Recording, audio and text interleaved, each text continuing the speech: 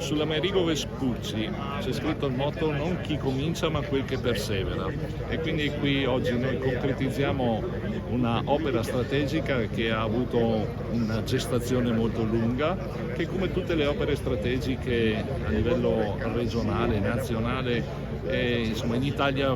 pagano lo scotto di una tempistica lunga, però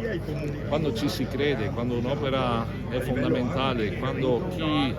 è caricato dell'onere di portarla a casa lavora all'unisono, l'obiettivo lo si raggiunge. E quindi oggi è una giornata speciale per la provincia di Treviso, perché è strategica nella funzione della viabilità, sgraverà il contesto urbano di Dosson, di Casieri, e agevolerà la mobilità di merci e di persone con anche una